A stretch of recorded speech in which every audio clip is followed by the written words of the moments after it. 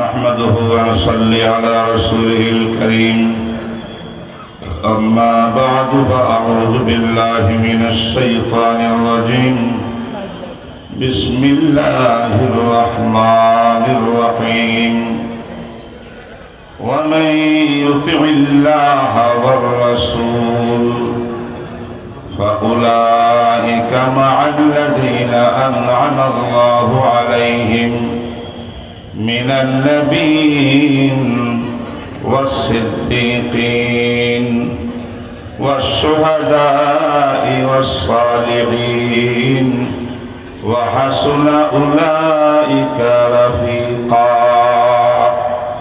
صدق الله مولانا العظيم وقال رسول الله صلى الله عليه وسلم يا علي لأن يهدي الله بك رجلا خير من حمر النعم أو كما قال رسول الله صلى الله عليه وسلم درسري পড়েন ভাই درسري اللهم صل على محمد وعلى آل محمد كما صليت على إبراهيم وعلى آل إبراهيم إنك حميد مجيد اللهم بارك على محمد وعلى آل محمد كما باركت على إبراهيم وعلى آل إبراهيم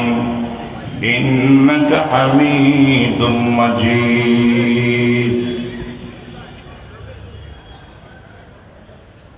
মুআজ্জাল হাজরিন আমি আমার সংক্ষিপ্ত বক্তব্য কিছুক্ষণ আগে আপনাদের সামনে আয়াতের তাফসীর পেশ করেছি সংক্ষিপ্ত আকারে। যেহেতু সময় আমার কাছে ছিল না, আমাদের আজিজ আনিস আশরাফি সে আরেকটা মাহফিলে যাবে, এই জন্য মাঝখানে তাকে সুযোগ দিয়েছি। আলহামদুলিল্লাহ মন ভরে ওয়াজ করছে, আমরা ওয়াজ শুনছি। কিন্তু একটা কথা বলি, একটা হাদিস শোনাই, খুব আমলের নিয়তে আল্লাহকে পাওয়ার উদ্দেশ্য করে দিলকে আল্লাহর দিকে মোতাবাজ্য হয়ে আমরা বসি। আমরা এখানে কোনো চিল্লাচিল্লি করতে আসি নাই, তামাশা করতে আসি নাই, আল্লাহকে রাজি করতে এসেছি। একটা তাকবীরে যদি আল্লাহ রাজি হয় 10টা তাকবীর দিব। রাজি আছেন কি দেখেন? আমাদের তাকবীর দেব আল্লাহর জন্যে, মিছিল করব আল্লাহর জন্যে, আওয়াজ তুলব আল্লাহর জন্যে, কোরআনের কথা বলবো তাও আল্লাহর জন্যে, সুন্নাহর কথা বলবো তাও আল্লাহর জন্য। একটা হাদিস শোনাই, ভালো করে শোনেন, কিন্তু আমি হাদিস পড়ছি, এটার নাম হাদিসে কুদসি। অনেকের নাম শুনছেন হাদিসে কুদসি, তাই না? শুনেন নাই? হাদিসে কুদসি হইল এমন একটা রাসূলের হাদিস কথা, যেই বাণীটা বয়ান করার সময় আমার নবী বলছেন এটা আমার কথা না, আমার আল্লাহর পক্ষ থেকে বলছি। সুবহানাল্লাহ। রাসূল যখন বলেন আমার আল্লাহ বলছেন শোনো, আল্লাহর কথা শোনো, এটা হাদিসে কুদসি হয়। মুয়াত্তা মালিক, ইমাম মালিক রহমতুল্লাহ আলাইহির বিশিষ্ট একটা কিতাব, বুখারী শরীফ লেখার আগে এই কিতাবটা পৃথিবীর বুকে ছিল আসাহু কিতাবিল বাদা কিতাবিল্লাহ, কোরআনে কারীমের পরে সবচেয়ে বিশুদ্ধ কিতাব মুয়াত্তা মালিক। অনেক পরে ইমাম বুখারী শরীফ লিখেছেন। বুখারী শরীফ লেখার পরে এবার বুখারী শরীফ হয়ে গেছে কিতাবুল্লাহর পরে, কোরআনের পরে সবচেয়ে বিশুদ্ধ কিতাব। এই মুয়াত্তা মালিকের মধ্যে ইমাম মালিক রহমতুল্লাহ আলাইহি একটা হাদিস নকল করছেন। قال رسول الله صلى الله عليه وسلم, দুরূদ শরীফ পড়েন না। قال رسول الله صلى الله عليه وسلم قال الله تبارك وتعالى, রাসূল বলেন আল্লাহ পাক রব্বুল আলামিন বলছেন ওয়াজাবাত মুহাব্বতি আলাল মুতাহাব, المتحابين فيا وعلى المتجالسين فيا وعلى المتزابرين فيا وعلى المتبادلين فيا أو كما قال رسول الله صلى الله عليه وسلم.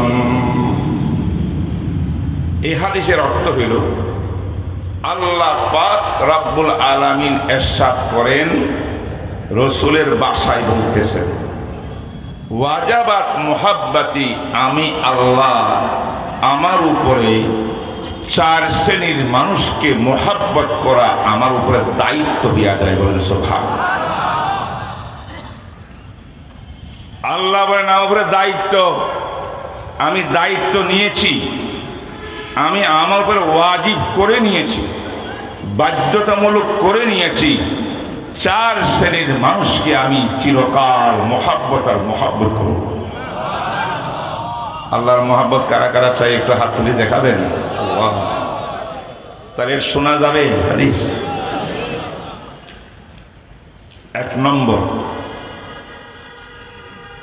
আলাল মুতাহাব্বিনা ফি, যেই সমস্ত ঈমানদার একে অপরকে ভালোবাসে, মুহাব্বত করে আল্লাহকে রাজি করার জন্য। বলেন না, যে ঈমানদার একে অপরের সঙ্গে মুহাব্বত রাখে কিসের জন্যে?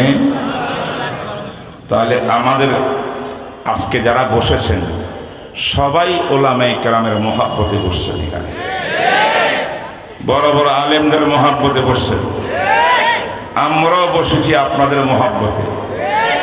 আমি ঈমানদার আলহামদুলিল্লাহ, আপনারাও ঈমানদার আলহামদুলিল্লাহ। আমাদের ঈমানদার মুমিন মুমিনের মুহাব্বত ভালোবাসা হয় কাকে রাজি করার জন্য?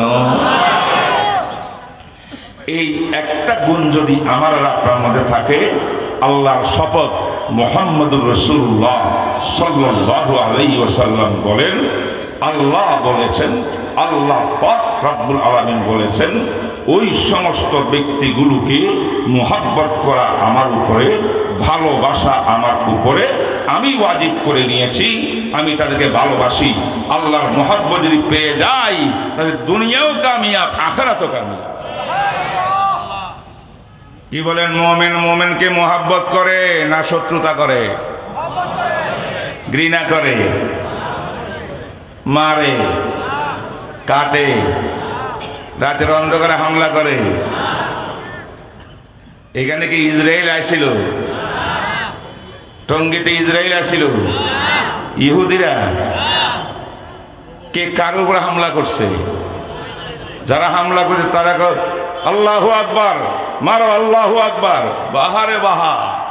কত বড় ঈমানদার, আল্লাহু আকবার করে মারে, আর যে মরল, শহীদ হইল, সেও আল্লাহর প্রিয় বান্দা। ঠিক না? ঠিক। মুমিন মুমিনের ভিতরে ভালোবাসা, মুহাব্বত না শত্রুতা? বলেন না একটু জোরে। তাইলে এই হাদিসের দ্বারাই বোঝা গেল, যদি তুমি মুমিন হইয়া থাকো সাদ গ্রুপের লোকরা, তাইলে সকল উলামায়ে কেরাম সহ সমস্ত মুসলিম উম্মাকে ভালোবাসতে হবে। কারো ঘৃণা অন্তরে রাখিয়া, বিদ্বেষ রেখে তার উপরে হামলা আক্রমণ করা কখনো মুমিনের কাজ হইতে পারে না। আস্থা মুনাফিক আর বেঈমানের কাজ। প্রমাণ দিয়ে কথা বলতেছি, হাদিসের থেকে বুঝেন। বুঝলেন না কথাটা? কেন মারামারি হয়েছে জানেন? মারামারি না, মার হয়েছে কেন জানেন? তাদের এক মৌলবীর নাম আব্দুল্লাহ। কি নাম? আব্দুল্লাহ। আপনারা জানেন না অনেক কথা।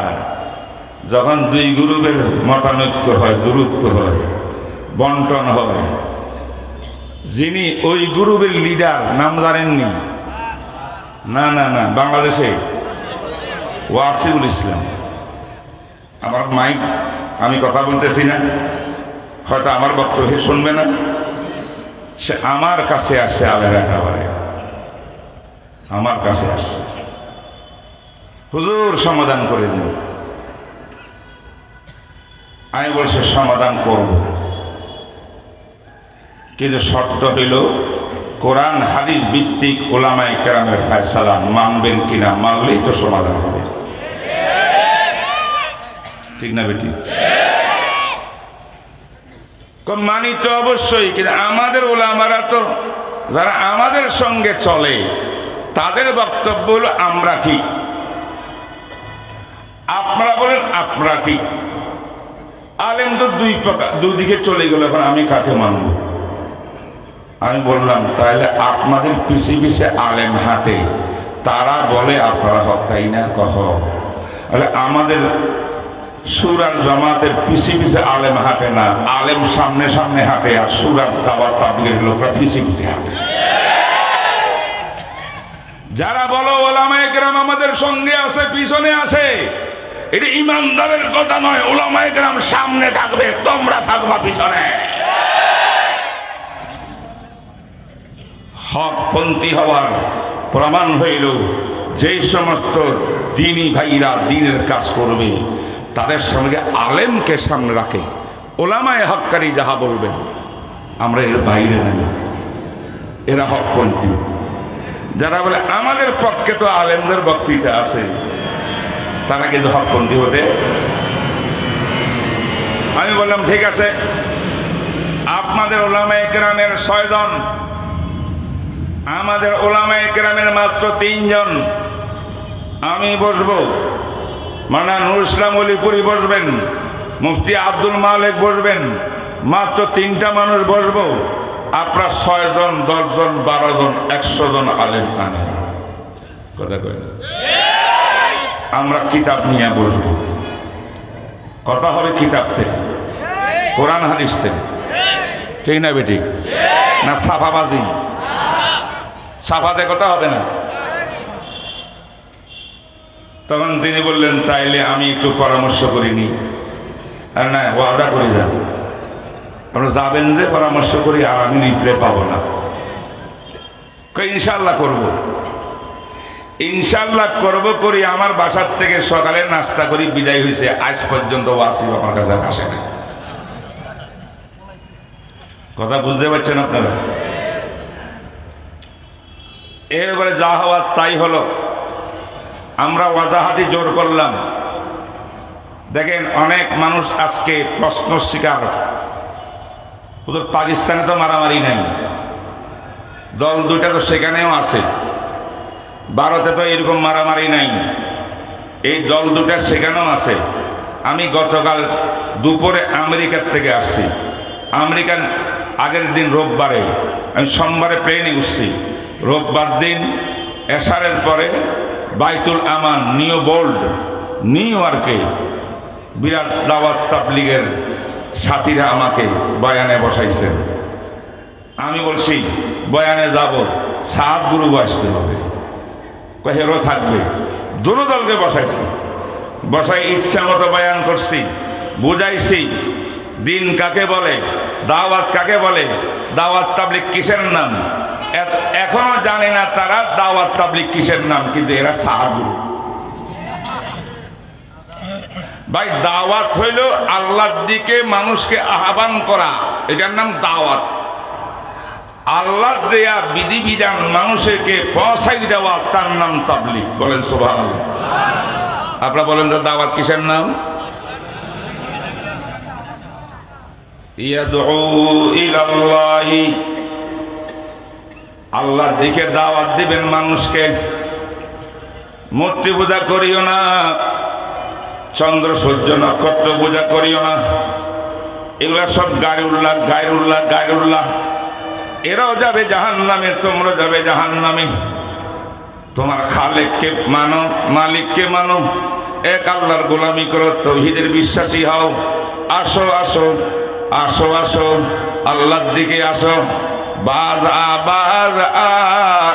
হর আঁচে হস্তি বাজ আ,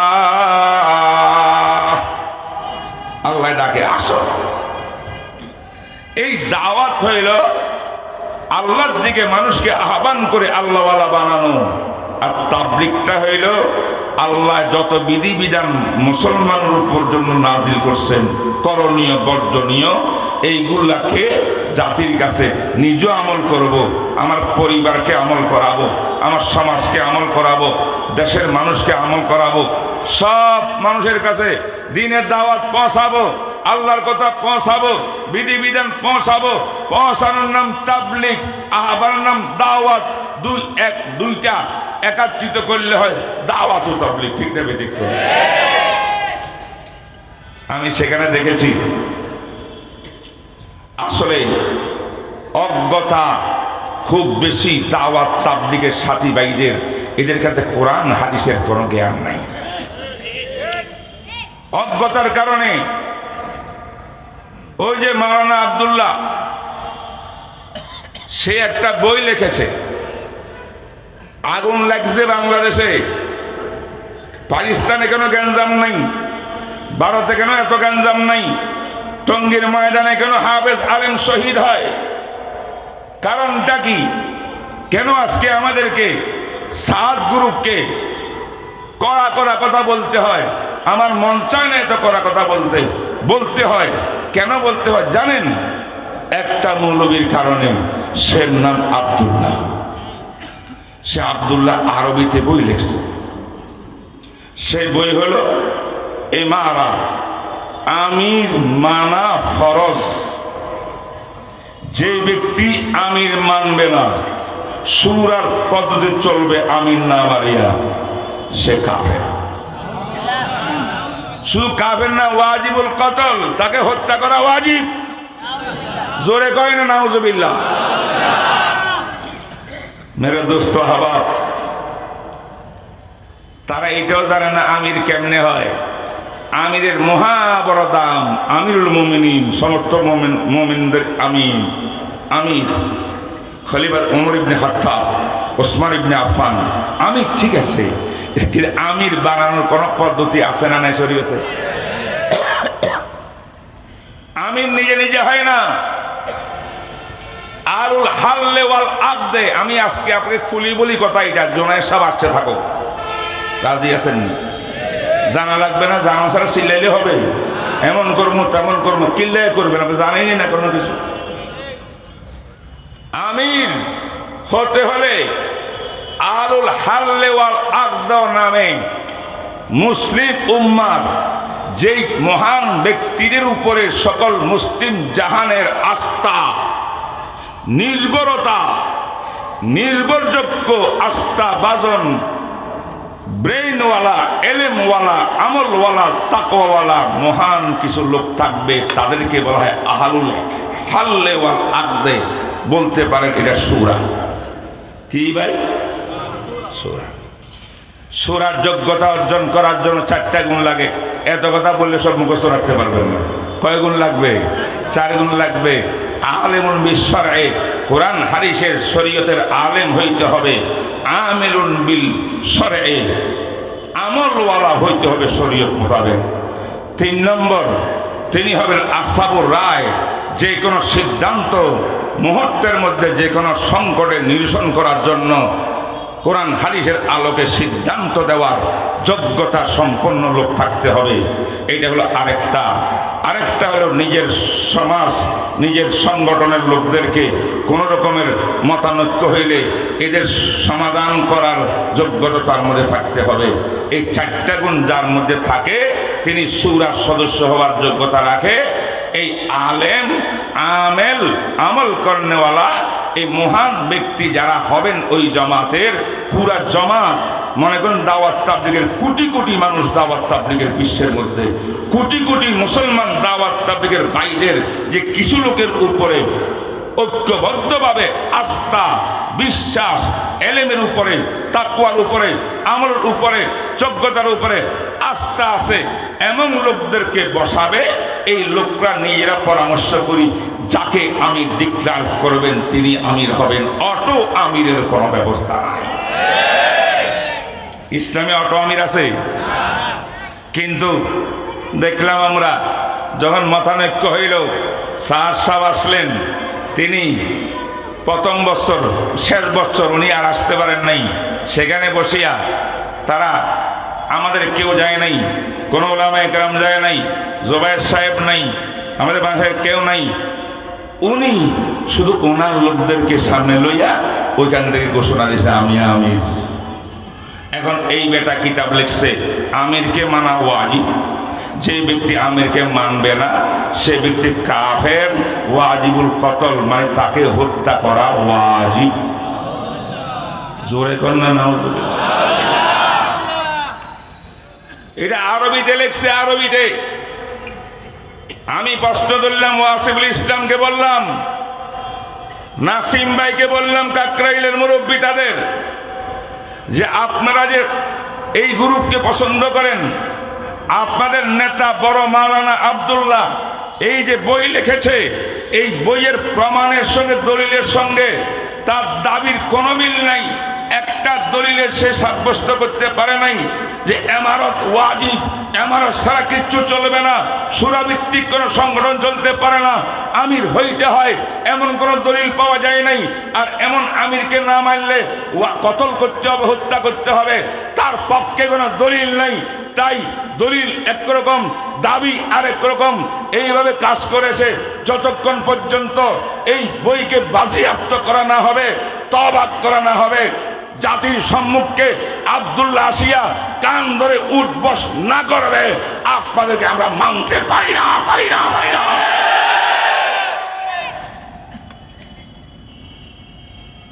তত্ত্ব বুঝতেছেন? ভিতরের কথাগুলো বুঝতেছেন?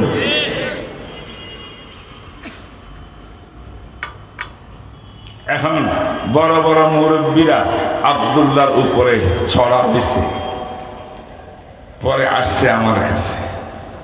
কেরা আছে কথা কর না? আব্দুল্লাহ যে কি লিখছে, বই লিখেছে। এই যে আরহেরা টাওয়ারে আমার অফিসের মধ্যে আসে, আসে কানতে কানতে কানতে আহারে চোখের পানি বুক বাসায়। আমি বললাম তো কান্দিও পড়ে, আগে বলো বইটা লিখছো কার কথায়? হুজুর ভুল করি বলেছে, ভুল হয়ে গেছে। আপনি যেমনে বলবেন এমনে সংশোধন করব, কোথায় কাটা লাগবে আপনি দেখাই দেন, সব কেটে দেব, আবার লিখবো, সেটাও আপনাকে দেখাবো। যদি আপনাদের মতো মুফতিদের সাপোর্ট থাকে, যে লেখা সত্য বলবেন সেটাই বইয়ের মধ্যে থাকবে, আমি যা লিখছি কিছু থাকবে না। কথাটা ভালো না? কথাটা ভালো না? আমি বলছি ঠিক আছে, ওয়াসিফ ভাইরে ফোন লাগাও, নাসিম ভাইরে ফোন লাগাও। দেখেন আমি কথাগুলো বলতেছি যে আমি ঘরের কামরার মধ্যে বলতেছি না, আজকে মাইকে বলতেছি, হাজার হাজার মানুষ শুনতেছেন আপনারা। অনেক কাহিনী অনেকে জানে না। আমি চেষ্টা ত্রুটি ছিল না আমার, বহু চেষ্টা করেছি। কারণ এই বিশাল ঐক্যবদ্ধ একটা আন্দোলন দাওয়াতুত তাবলীগ, মুসলমানের ঘরে ঘরে কালমার দাওয়াত দিয়ে পৌঁছানোর মতো আর কোন সংগঠন নাই। ওয়াজ মাহফিল করতেছি আজকে, যারা আসছে কথা শুনতেছে, আমি কথা নিয়ে কারো ঘরে ঘরে যাই নাই, ঠিক না বেটি? আর দাওয়াতের কাজ কি? নিজের খাইয়া, নিজের পয়সা দিয়া, নিজের সময় ব্যয় করিয়া ঘরে ঘরে, গ্রামে গ্রামে, মহল্লা মহল্লায় ঘুরে ঘুরে এই দাওয়াতের তাবলীগের কাজ কথা পৌঁছায়। কোথাও তিরস্কার পায়, কোথাও বেইজ্জত হয়, লাঞ্ছিত হয়, সব কিছু সহ্য করে আল্লাহর জন্য যারা কোরবানি করে, এদের মতো এত পবিত্র মানুষ, এত পবিত্র আন্দোলন, ব্যাপক আন্দোলন দুনিয়ার মধ্যে দিনের বহু বড় বড় কাজ আছে। মাদ্রাসা হইল আসল কাজ, যারা দিনকে সুরক্ষা করছে, দিন প্রচারের ক্ষেত্রে সবচেয়ে বড় কাজ করছে দাওয়াতুত তাবলীগ ওয়ালারা। দিনের কাজ কয়টা? দুইটা বলেন। একটার নাম ইসলামকে সুরক্ষা করা, বলেন হেফাজতে ইসলাম, মানে কি? ইসলাম সুরক্ষা করা, ইসলামের নামে অনিসলামিক কার্যকলাপ চলতে না পারে, ইসলামের অপব্যাখ্যা করিয়া যেন ইসলামের অপব্যাখ্যা দিয়া এটাকে ইসলামের নামে চালাই দিতে না পারে। বুঝেন নাই কথা? ইসলামের বিধান আল্লাহর হুকুমকে অপব্যাখ্যা করিয়া ওই নিজের মন মতো ব্যাখ্যা দিয়া ইসলামের নামে চালাই দে, আছে না নাই? এই সমস্ত বাতিলের মোকাবেলা করে ইসলামকে ইসলামের মতো হক্কানিয়ত রাখতে হইলে উলামায়ে কেরামের বিকল্প নাই। উলামা তৈরি হয় মাদ্রাসায়, মাদ্রাসারও বিকল্প নাই। এটা হলো হেফাজতে ইসলাম। বুঝেন নাই? আমি আরবিতে বললাম তাই হেফাজতে ইসলাম নাম হয়েছে, বাংলা বললে অর্থ কি? ইসলামকে সুরক্ষা করা। ইসলাম সুরক্ষিত থাকলে এই সুরক্ষিত ইসলামটা প্রচার করবে না। প্রচার করা মানে ইসলাম প্রচার, একটা ইসলামের সুরক্ষা, একটা ইসলামের প্রচার, ইসলামের সুরক্ষা। এটা হলো মাদ্রাসা, মানে হলো দুর্গ। বিখ্যাত আলেম তৈয়ার হয়। যদি ইসলামকে নিয়ে ইহুদিরা তামাশা করে, দাঁত ভাঙ্গা জবাব উলামায়ে কেরাম দিবে। খ্রিস্টানরা তামাশা করে, দাঁত ভাঙ্গা জবাব উলামায়ে কেরাম দিবে। আহলে বেলাত যদি তামাশা করে, তারও দাঁত ভাঙ্গা জবাব দেওয়া হবে। এবং কাদিয়ানি ইসলামকে নিয়ে তামাশা করলে তার মোকাবেলা উলামায়ে দেওবন্দ করবে, উলামায়ে কেরাম বুকের তাজা রক্ত ঢেলে করবে ইসলামকে হেফাজত করার জন্য। ঠিক না বেটে বলেন? তাহলে কথা কয়টা? একটা ইসলামের হেফাজত, বাংলায় সুরক্ষা, আর একটা ইসলামের দাওয়াত। বলেন না কেন? ইসলামের দাওয়াত। আজকের মাহফিল, তাফসীর মাহফিল ইসলামের দাওয়াত। জুমার খুতবা ইমাম সাহেব বয়ান করতেছেন, ইসলামের দাওয়াত। ওয়াজ মাহফিল ইসলামের দাওয়াত। সিরাতুন নবী মাহফিল ইসলামের দাওয়াত। মহাসম্মেলন ইসলামের দাওয়াত। লেখালেখি, বই পুস্তক লেখা ইসলামের দাওয়াত। সব ইসলামের দাওয়াত, সব ইসলামের দাওয়াত। কিন্তু আপনি চিন্তা করলে সবচেয়ে ব্যাপক সর্বস্তরের মানুষের ঘরে ঘরে কালেমার দাওয়াত পৌঁছাইবার ক্ষেত্রে সকল দাওয়াতের সংগ্রহ থেকে দাওয়াত তাবলীগের কোনো বিকল্প নেই।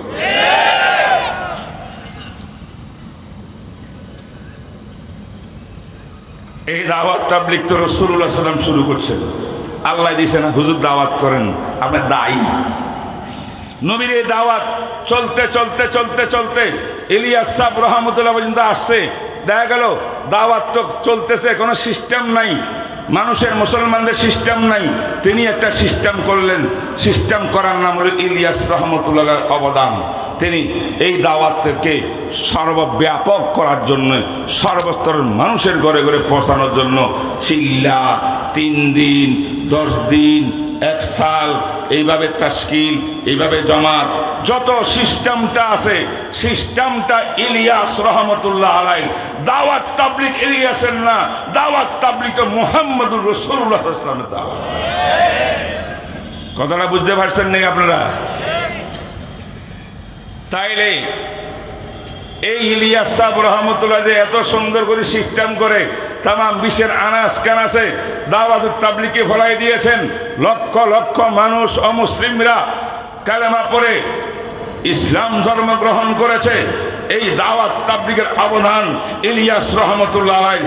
আপনি কি জানেন ইলিয়াস রহমতুল্লাহ আলাইহি কোথা থেকে এসেছে? ইলিয়াস রহমতুল্লাহ আলাইহিকে জন্ম দিয়েছে দারুল উলুম দেওবন্দ। উলামায়ে কেরাম দারুল উলুম থেকে ইসলাম সুরক্ষা হয়েছে, দেওবন্দ থেকে ইসলামের প্রচারের ব্যাপক ব্যবস্থা দাওয়াত তাবলীগ হয়েছে। সুতরাং এই দাওয়াত তাবলীগ নিয়ে দেওবন্দি উলামা, উলামায়ে হক্কানি, উলামায়ে দেওবন্দ, উলামায়ে কাওমিয়া কথা বলবে না। আর কে বলবে? দাওয়াত তাবলীগ তো আমার ঘরের জিনিস, আমাদের জিনিস, আমাদের তরকা। এই নিয়ে সমস্যা হলে কথা উলামায়ে কেরামেই বলার অধিকার।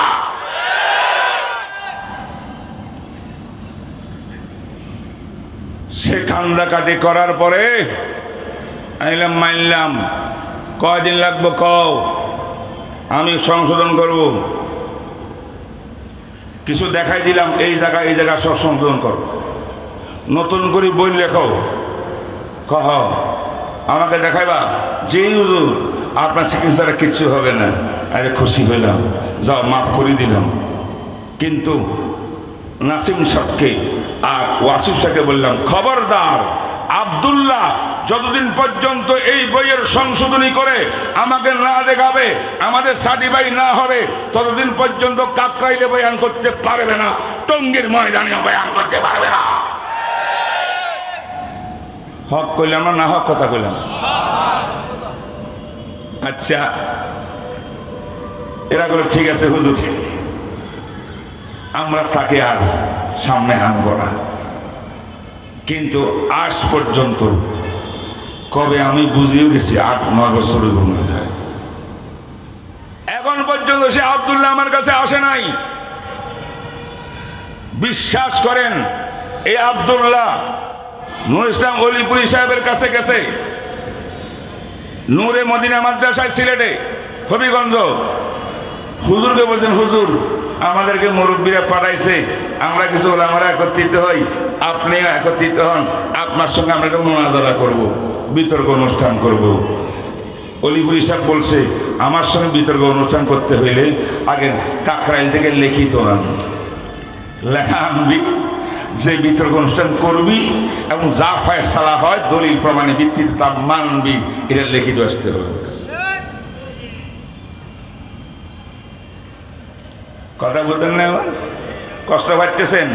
এইগুলা ওয়াজে শুনবেন না, এইগুলা শুনতে হলে কিছু লোক আছে, ওই মুফতি আব্দুল মালিকের থেকে শুনবে আর কিছু আমার থেকে শুনবে। কথা বুঝেন না কেন? মুফতি আব্দুল মালিক চিনছেন তো? বায়তুল মুকাররমের খতিব, দরবেশ। আল্লাহ পাক ইলম দিয়েছেন, আমল দিয়েছেন, তাকওয়া দিয়েছেন।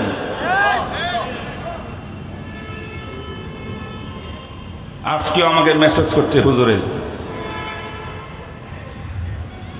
আমি 2018 সালে যখন আমাদের আলেম হত্যা করলো, মনে আছে না, ডিসেম্বরে, তখন পুরা বিশ্বের মধ্যে তারা বদনাম ছড়াইছে, আলেমরা তাবলিগওয়ালাকে মারছে, হত্যা করছে। পাকিস্তান, ভারত, ইংল্যান্ড, আমেরিকা, পুরা দুনিয়াতে। দেখেন, আমি সামান্য কিছু খেদমত করছি আপনাদের। আমাকে কিছু আলেমরা বলা হইল, পাকিস্তান থেকে একজন আলেমে, বিখ্যাত আলেম, বলতে গেলে বিশ্ববিখ্যাত আলেম, বিশ্ববিখ্যাত, তিনি আমার উস্তাদও বটে, সুবহানাল্লাহ, আব্দুল মালিক সাহেবের উস্তাদ, মুফতি দেলাওয়ার সাহেবের উস্তাদ। তিনি বললেন, আরে ভাই তোমাদের দেশে কি হইল, আমরা কি শুনতেছি, এইগুলা ঘটনাটা একটু খুলি বলো।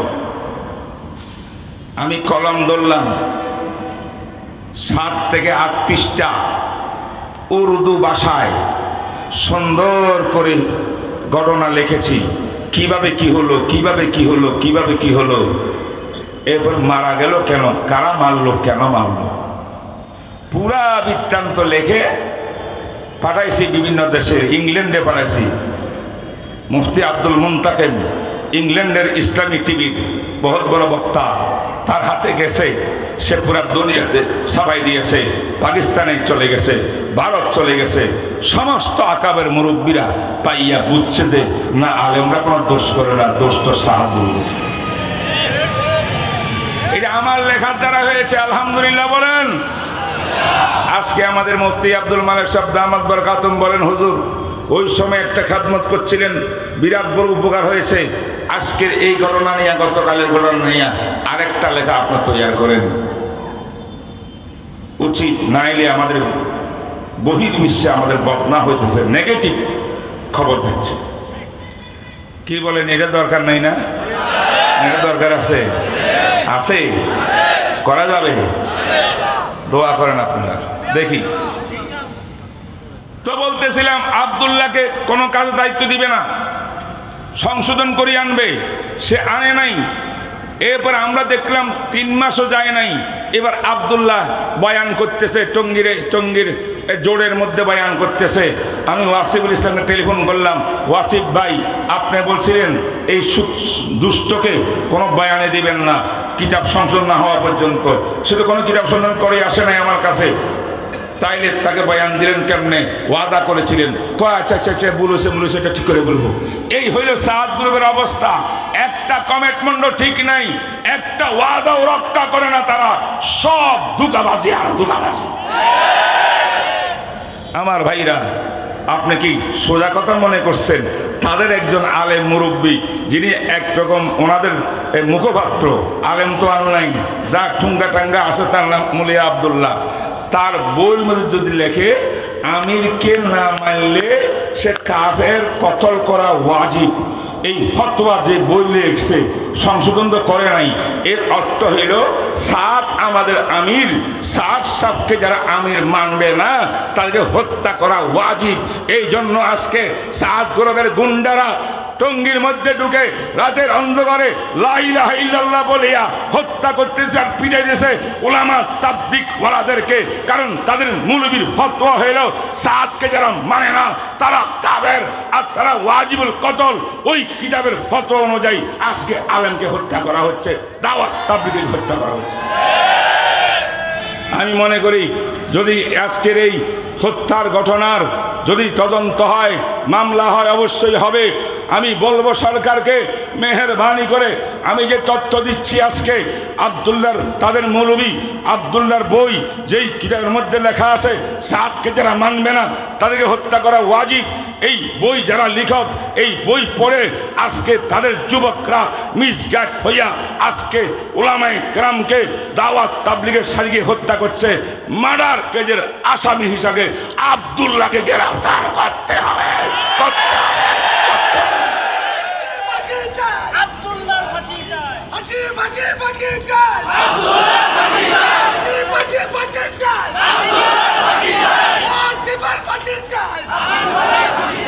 কথা কি আমার বুঝে আসতেছে আপনাদের?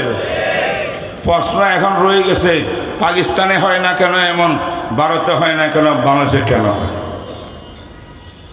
বাংলাদেশে হওয়ার কারণ হইল সাদ গ্রুপের লোকরা দাওয়াত তাবলীগ কাজ পাকিস্তানে যেমনি করে, তারা নিজেরা কোনো ফতোয়াবাজি করে নাই, ফতোয়ার কিতাব লেখে নাই, সাদ সাহেবের ইমারতকে মানা, আমির মানা ফরজ লেখে নাই, না মানলে হত্যা করা ওয়াজিব লেখে নাই, এবং পাকিস্তানে কোনো সাদ গ্রুপের লোক সুরা গ্রুপের লোককে অপমান অবদস্থ করে নাই, মারধর করে নাই। গ্রামগঞ্জের দুই একটা ঘটনা ঘটলে মূর্খরা করছে, আসল তাবলীগের কোনো সম্পর্ক নাই। কিন্তু আজ বাংলাদেশে তাদের মুরব্বীদের নেতৃত্বে উলামা সুরাপন্থী উলামা দাওয়াত তাবলীগের লোকদের উপরে একটার পর একটা আজ গুলি চলতেছে, আর ধারী অস্ত্র নিয়ে জবাই করা হচ্ছে, পেটের মধ্যে ছুরি চালিয়ে দুই টুকরা করে দেওয়া হচ্ছে। এই কাজ আর কোথাও হয় নাই। এই জন্য উলামায়ে কেরাম অন্য দেশের এত রাগারাগিও করে না। আমরা রাগারাগি কেন করতেছি, কেন আন্দোলন, কেন মিছিল, কেন দাবি? এই দাবি একমাত্র এজন্য করতেছি, এই দেশের সাদ গ্রুপরা সীমা লঙ্ঘন করে উলামায়ে কেরামের গায়ে হাত তুলেছে, উলামায়ে কেরামকে শহীদ করেছে। উত্তরটা কি পাইছেন না? পান নাই। এবার আসি, সাদ গ্রুপ কি জানেন আপনি? মাওলানা সাদ সাহেব তিনি বলছেন যে আমার দৃষ্টিতে কোরআন শরীফ পড়াইয়া, হাদিস শরীফ পড়াইয়া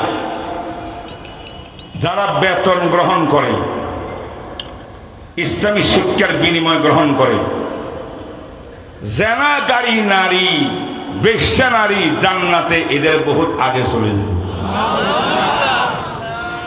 আমি জিজ্ঞাসা করতে চাই, এই কথাটা আপনারা মানবেন?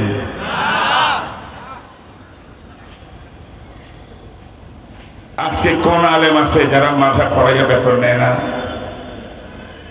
ইমাম মালিক রহমতুল্লাহ বলছেন যে বেতন নেওয়া জায়েজ, ইমামে শাফি বলছেন জায়েজ, ইমাম মালিক বলছেন জায়েজ, আহমদ বিন হাম্বল বলছেন জায়েজ।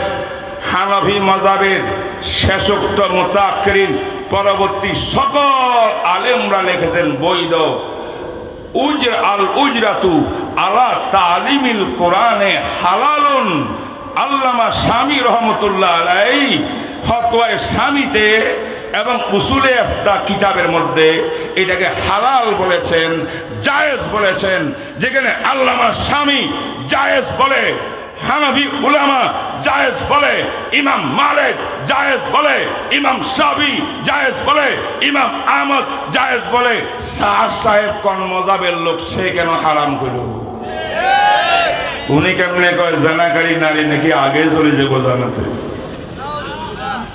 এটা কেন বলছে জানেন?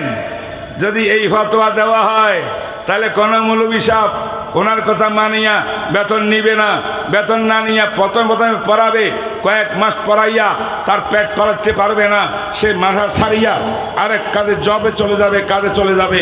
এইভাবে মাদ্রাসা আলেম শূন্য হয়ে যাবে। মাদ্রাসা আলেম শূন্য হয়ে মাদ্রাসা ছাত্র শূন্য হয়ে যাবে। ছাত্র আলেম কেউ যখন থাকবে না, মাদ্রাসা বন্ধ হয়ে যাবে। মাদ্রাসা বন্ধ হয়ে গেলে ইসলাম ক্লোজ হয়ে যাবে, ইসলাম সুরক্ষা থাকবে না। আমি তো মনে করি শাহ সাহেবের এই বক্তব্য ফতোয়ার মধ্যে এটাই ইহুদি খ্রিস্টান অমুসলিমরা যেমন ইসলামকে ব্যান করতে চায়, এই ফতোয়ার মাধ্যমে শাহ সাহেব আলেম ওলামার কেন্দ্র, এলেমের কারখানা, মাদ্রাসা সঙ্গে বন্ধ করতে চায়।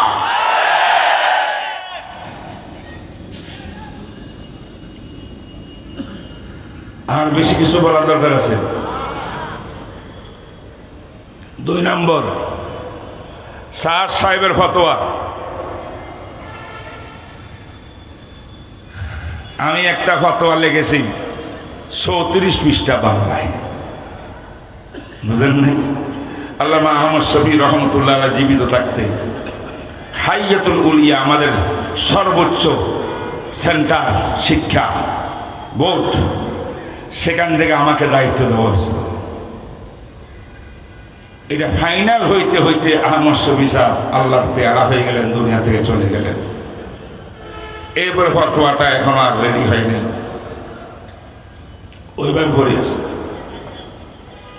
আমি ভালো করে পড়াশোনা করেছি, দেখেছি। কারণ কারো বিরোধিতা করা, শোনা বিরোধিতা করার পক্ষে আমি নই। আমি জানতে হবে, বুঝতে হবে কেন কারো বিরোধিতা করব। কথা কয় না? আমার আল্লাহর কাছে জবাব দিতে হবে কিনা? জি।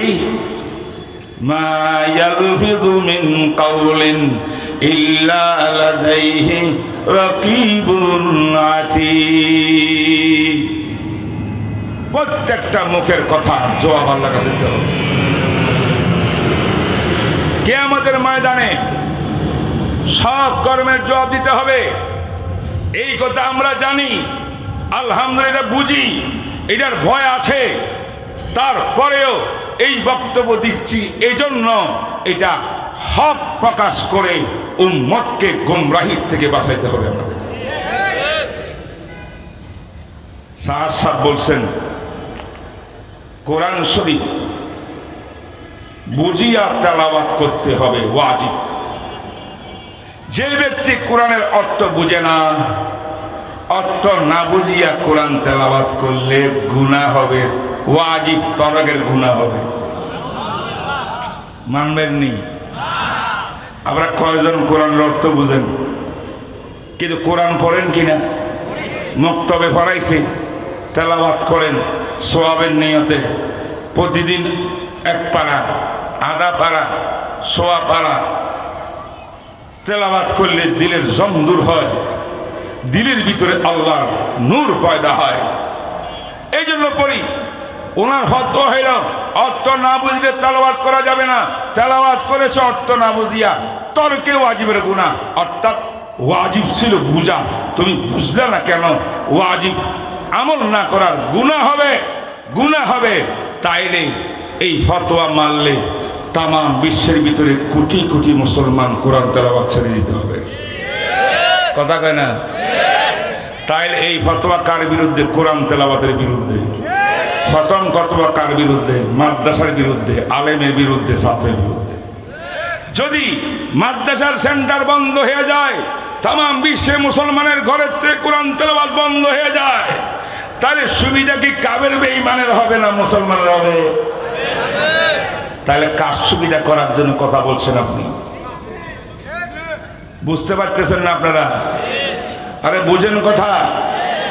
এরপরে শাহ সাহেব বড় বড় নবীদের নাম ধরে ধরে মুসা নবী অপরাধ করছেন, ইব্রাহিম নবী অপরাধ করছেন, ইউসুফ নবী অপরাধ করছেন, এবং শেষ পর্যন্ত আসিয়া কত মুহাম্মদ রাসূলুল্লাহ সাল্লাল্লাহু আলাইহি ওয়াসাল্লাম তিনিও বিরাট বড় ভুল করছেন।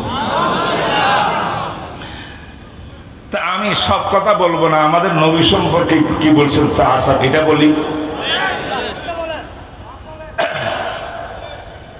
সাহাবা লিখেছে হযরতে যায়েনব বিনতে জাহাশ রাদিয়াল্লাহু তাআলা আনহাকে রাসূল বিবাহ করেছেন।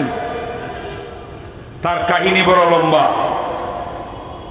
ওনাকে বিবাহ দিয়েছিলেন আমার নবীর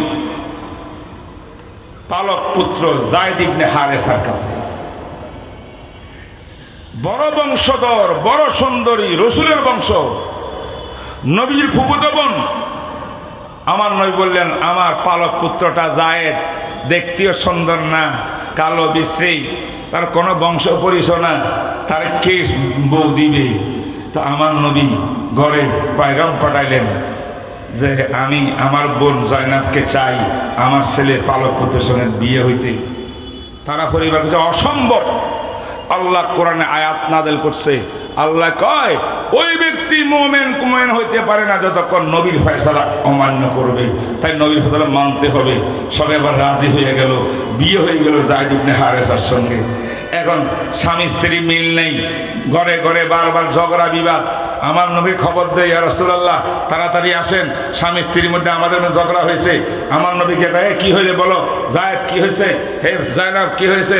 হুজুর এই এই ঘটনা, স্বামী স্ত্রীর ঝগড়া, মিটমাট করতেছেন বারবার রাসূলুল্লাহ সাল্লাল্লাহু আলাইহি ওয়াসাল্লাম। এক পর্যায়ে যায়েদ করছে কি রাগের মধ্যে আসিয়া দিছে তালাক। কারে তালাক দিল? যায়েনবকে তালাক দিল। তালাক দেওয়ার পরে এবার তো সর্বনাশ। আল্লাহর নবী শুনিয়া এত পেরেশান হয়েছেন, ইন্না লিল্লাহ, আমি মুখ কেমনে দেখাবো? আমার ফুফুতো বোন এত বংশীয় সুন্দরী নারী, তাকে একটা গোলাম যাকে আমি পালক পুত্র বানাইছি আমার কথার দ্বারায় সেখানে বিয়ে দিছে, বিয়ের জন্য প্রস্তুত ছিল না, আজকে সে তালাক দিয়ে দিল। আমি এখন কোথায় যাব? আমি কি বলবো? আমি তো বড় পেরেশান। এবার নবীজি চিন্তা করলেন, যদি আমি বলি হে যায়েনব তোমাকে আমি বিয়ে করলাম, আমি রসুল বিয়ে করলাম, তাইলে সব সমস্যার সমাধান। ইহা ছাড়া যাকে প্রস্তাব দেব এ মানবে না, দোষ দিবে, নবী সর্বনাশ করছে, যায়েদের কাছে বিয়ে দিয়ে এই করি। কিন্তু আমি যদি যায়েনবকে বিয়ে করি, আরবের শত্রু বাহিনী যারা মুশরিকের দল তারা বলে দেখছো দেখছো মুহাম্মদ বলে নবী হয়ে আসছে, আমরা তো মানি নাই, তোমরা মানছো, শুনছো, নিজের বৌমাকে বিয়ে করছে। নাউজুবিল্লাহ, আমরা কাফের হইয়া তো মুশরিক হইয়া বৌমাকে বিয়ে করা জায়েজ মনে করি না, মুহাম্মদে কেমনে করলো? এই এবার ডোল বাজানো শুরু হইবে আমার নবীর বিরুদ্ধে। ঠিক না বেঠিক? সমস্যা আছে না নাই? বিয়ে না করলে যায়েনবের ঘর বরবাদ, আবার বিয়ে করলে এই বড় সমস্যায় পড়বে। এখন চিন্তা করছেন, দ্বিধাদ্বন্দ্বের মধ্যে আছেন রাসূল কি করবেন। এই মুহূর্তে আল্লাহ পাক কোরআনে কারীমের আয়াত নাযিল করলেন আরশে মুআল্লা থেকে। আর আল্লাহ পাক ফালাম্মা কাযা যাইদুন মিনহা ওয়া তারা যাওয়াজনাকাহা, ও আমার মাহবুব নবী, যখন যায়েদ ইবনে হারেসা যায়েনব থেকে যখন বিচ্ছেদ ঘটাই ফেলেছে, আমি আল্লাহ আরশে আজিমের মধ্যে যায়েনবকে আপনার সাথে বিয়ের ব্যবস্থা করে দিয়েছি। সুবহানাল্লাহ। এবার বিয়ে কে করলো? বিয়ে করাই দিলেন আল্লাহ। আল্লাহ বিয়ে করাই দেওয়ার অর্থ হইল এখন তো বিয়ে হবেই হবে, এখানে এটা আল্লাহ ফয়সালা। সুবহানাল্লাহ। আমার নবী বিবাহ শাদী করলেন, আর কাফের বেঈমানরা তিরস্কার করতে থাকলো। আল্লাহ কয় কিছু হবে না, যারা তিরস্কার করবে আমার নবীকে নিয়া, তারা তো জানে না আমার নবী কোনো পুত্র বধূকে বিবাহ করে নাই। যায়েদ তো নবীর পুত্র নয়, এটা তো পালক পুত্র। ঠিক না ঠিক বলেন? পালক পুত্রকে পুত্র বানাই দেওয়া এটা বেঈমানদের কাজ, 2 নম্বরই কাজ। যেমন সাদ গ্রুপ আজকে আলেমদের বিরুদ্ধে 2 নম্বরই কথা বলে। আল্লাহ আয়াত নাযিল সূরা আহজাবের 40 নম্বর আয়াত নাযিল করলেন, মা কানা মুহাম্মাদুন আবা আহাদিম মির রিজালিকুম ওয়ালাকিন রাসূলুল্লাহি ওয়া খাতামান নবিয়্যিন। আল্লাহ পাক রব্বুল আলামিন মা কানা মুহাম্মাদুন আবা আহাদিন মিন রিজালিকুম, আমার নবী মুহাম্মদুর রাসূলুল্লাহ কোন বালেগ পুরুষের কোনোদিন বাপ হয় নাই। অর্থাৎ সন্তান নাবালেগ অবস্থায় মারা গেছে, বালেগ কেউ হয় নাই, সন্তান একটা বালেগে হয় নাই, সে বিয়ে করে নাই, তার পুত্রবধূ আমার নবীর নাই। নবী যদি বিয়ে করে থাকে সে পুত্রবধূ ছিল না, পালক পুত্রের বউ ছিল। শরীয়ত তো পালক পুত্রের বউকে হারাম করে নাই, আপন পুত্রের বউকে হারাম করেছে, ঠিক না বেঠিক বলে? আর রাসূল বললেন আমার নবী খাতামুন নবী, খতমে নবুয়তের সিল সক্কর লাগাই আল্লাহ পাক এই আয়াতের মধ্যে। কিয়ামত পর্যন্ত মুহাম্মদ রাসূলুল্লাহ খাতামুন নবী, শেষ নবী, নবীর পরে নবী নাই। যারা বলবে কাদিয়ানী নবী, সে কাফের কাফের কাফের, ডাবল কাফের, ঠিক না বেটি? আজ আমি প্রেক্ষাপটটা বয়ান করলাম, লাভ হয়েছে না? আপনাদের কিছু জানছেন না কথা?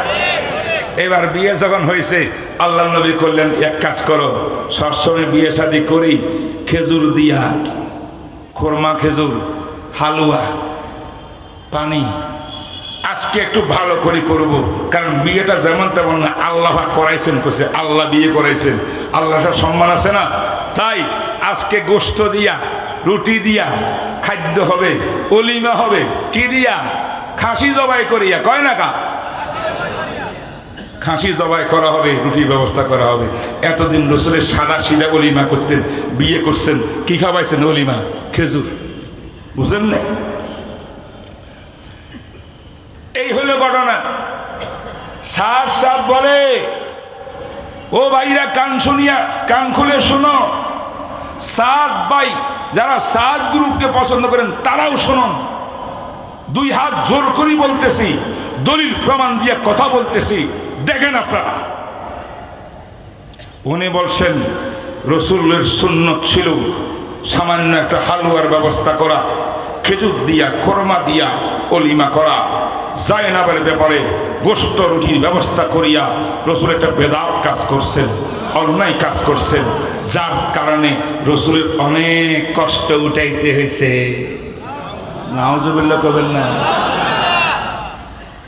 বলুন, যেই ব্যক্তি আমার নবীর বিবাহ নিয়া, আমার নবীর সম্মান নিয়ে উপহাস করবে, তিনি আর কিছু হোক না হোক, কোন দাওয়াত তাবলীগ, কোন ইসলামী আন্দোলন, ইসলামী জামাতের আমির হওয়া দূরের করা, সদস্য হওয়ার যোগ্যতা রাখে না।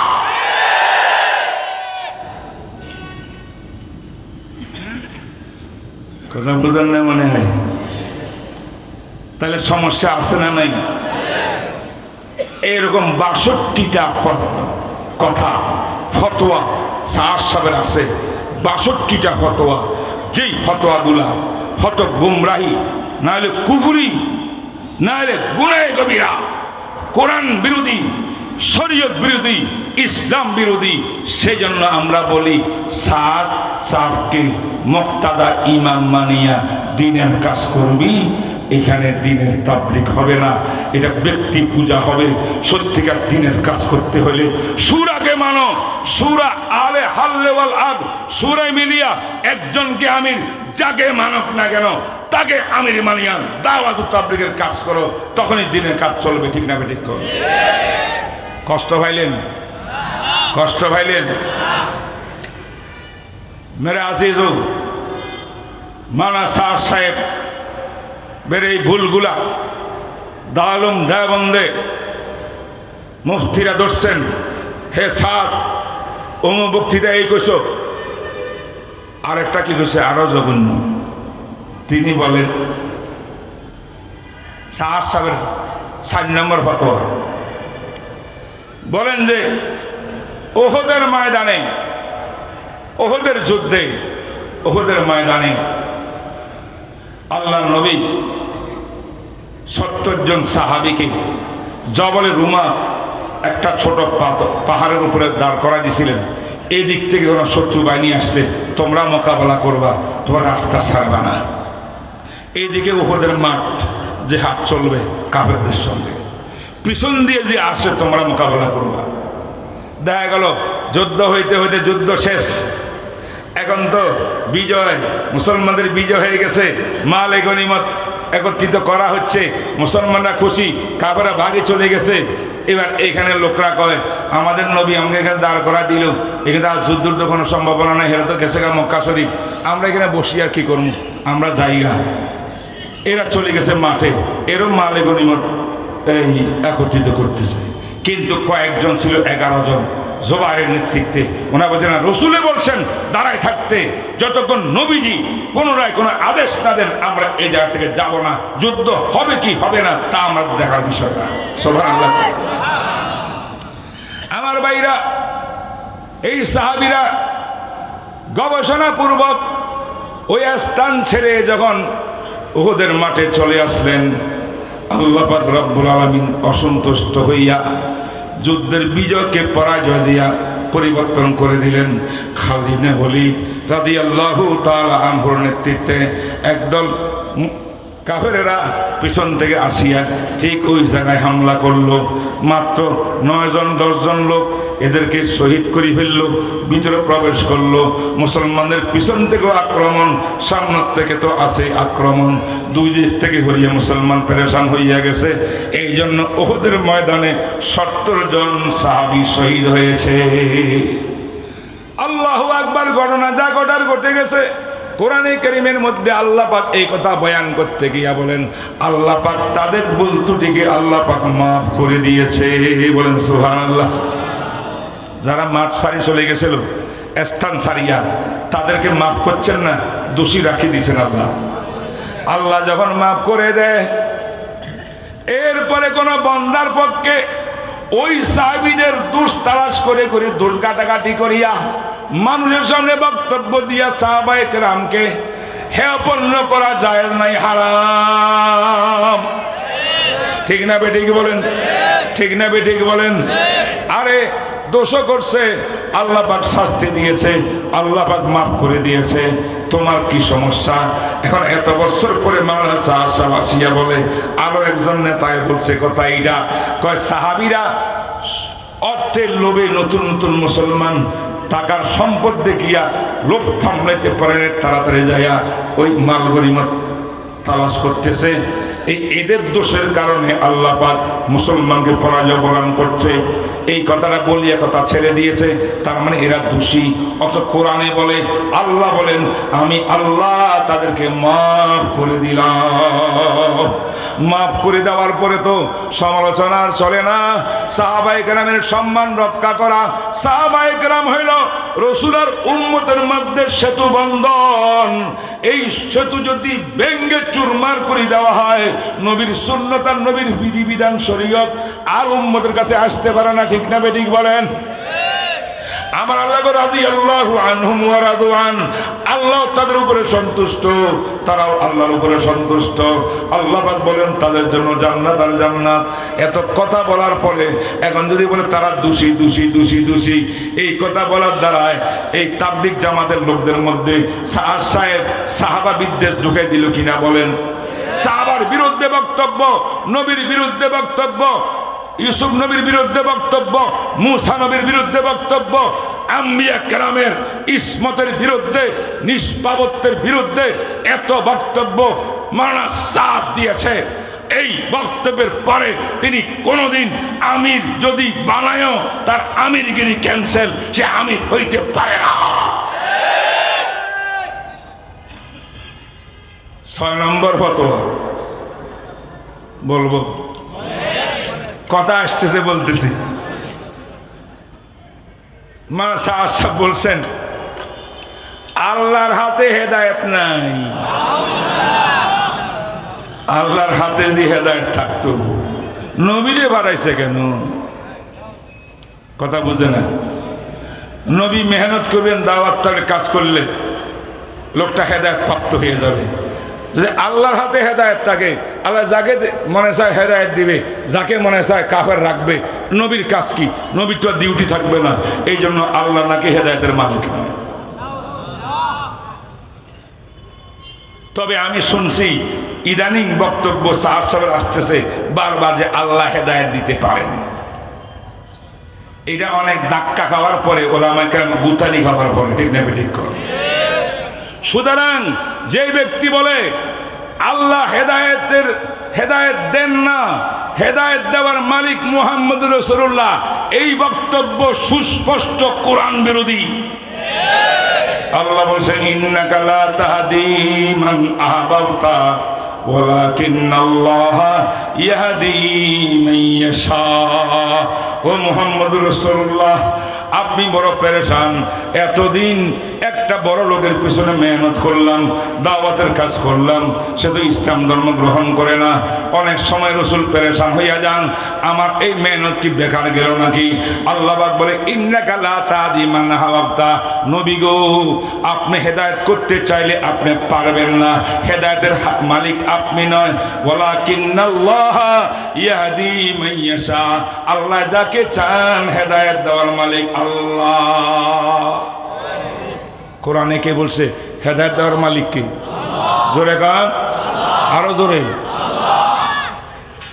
তাহলে এই বক্তব্যটা কোরআন বিরোধী হচ্ছে কি হয় না? একটু বলে হয় নাই? অতএব এবার কি আপনারা বুঝতে পেরেছেন এই দেশের আলেমরা কি পাগল হয়েছে? কেন সাদ গ্রুপের বিরুদ্ধে বলে, কেন সাদ সাহেবকে এই দেশে আসতে দেওয়ার বিরুদ্ধে কথা বলে? তার একমাত্র কারণ, যেই ব্যক্তি এতগুলা গুমরাহি কথা বলে, দারুল দেওবন্দ থেকে বারবার তাকে বলে এই সাদ দেখো, অমুক দিন তুমি এই বক্তব্য দিয়েছো, এটা কোরআন বিরোধী। অমুক দিন অমুক বক্তব্য দিয়েছে, শরীয়ত বিরোধী, এটা আহলে সুন্নাত ওয়াল জামাত, আমাদের আকীদা বিরোধী, এইগুলা তুমি তওবা করো। উনি বলে অনেক দিন পরে ধাক্কা দেওয়া গায়ে কোথা আমি সব রুজু করলাম, সব ফেরত নিলাম। কিন্তু রুজু করার কথা বলিয়া আরেকদিন নিজামুদ্দিনে বসিয়া আবার একই বক্তব্য দিচ্ছে। এই হলো একবার রুজু, একবার হলো কুরু আর রুজু, বুঝেন নাই কথা?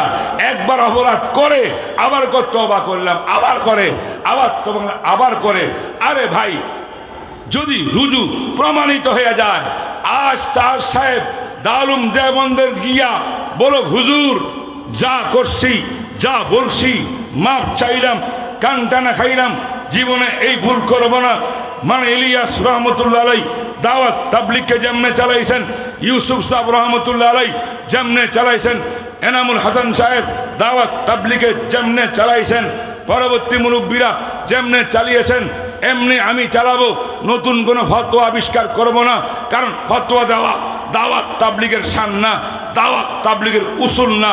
ফতোয়া দিবে বিজ্ঞ আলেম মুফতিরা, দাওয়াত তাবলিগে ফাজাইলের কথা বলবে, আমল করাবে, আর দাওয়াতের কাজ করবে, তাশকিল করবে। কোনো আয়াতের তাফসির করা নিজের পক্ষ থেকে, এটা দাওয়াত তাবলিগের কাজ না। কোনো মাস্তানিয়া ফতোয়া দেওয়া দাওয়াত তাবলিগের কাজ না, দাওয়াত তাবলিগের উসুলের মধ্যে পড়ে না। তাই তিনি যদি বলেন সব মাফ করে দেন, অতীত থেকে তওবা করলাম, আর করব না, যদি এর উপরে সিল মারা দেয় আর না করে, তো সাহাব সাহেব দাওয়াত তাবলিগে আসতে, ওনাদের সঙ্গে আমরা ওনার সঙ্গে বসতে কোনো অসুবিধা নেই, ঠিক না ঠিক? আল্লাহ কি সেদিন দিবে? জানি না, দিতেও পারে, কারণ রক্তের দাম আছে না, আছে না নাই? শহীদের রক্তের দাম আছে না নাই? আমার মনে হয় এই টঙ্গীর সেই ময়দানে যাদের রক্ত গিয়েছে, এই রক্তকে আল্লাহ পাক কবুল করলে শাহাদতের রক্ত, এই রক্তের ধারায় সাহাব তওবা করবে, তার গ্রুপ তওবা করবে, হক্কানি সূরার কাছে আসিয়া মাপ চাইয়া হয়তো হেদায়েত প্রাপ্ত হয়ে যাবে, নাহলে সারা জীবনের জন্য সার খার হয়ে যাবে, সার খার হয়ে যাবে, অস্তিত্ব দুনিয়াতে ঠিকবে না, ঠিক যাবে, ঠিক?